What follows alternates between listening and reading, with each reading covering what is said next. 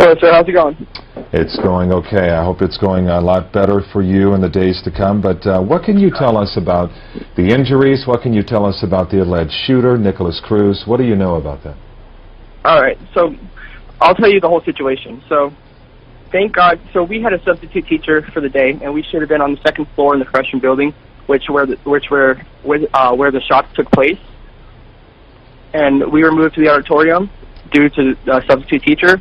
And at that time, around 2:20, we heard the fire alarm go off, and we all ran outside. Then the teachers and administrators signaled us to come back inside and run back into the campus. So as we're running back into the campus, everybody's going crazy, going to different spots within the school. And I went to the auditorium, and they told us, they're yelling at us, get down on the floor, get down, don't lay down, stay down. And after that, SWAT came in and make sure everything was clear, check the room, make sure nobody was there that wasn't supposed to be.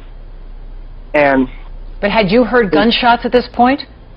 I did not hear the shots myself. Okay. No. And how long were you in there, and what was the scene until police arrived?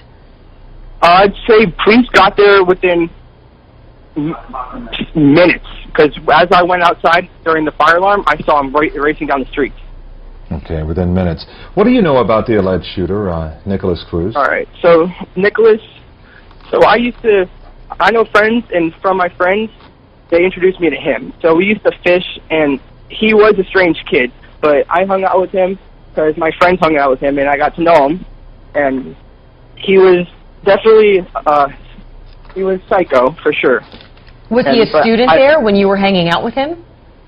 Yes, we used to fish.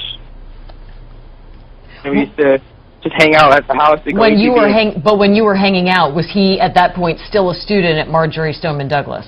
Yes, he was. Okay. What do you mean why do you mean psycho? Describe to us, what did you notice about him?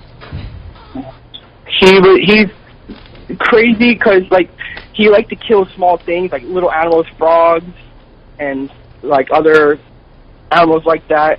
And he just had a crazy mind. He was racist, and he was just a crazy kid.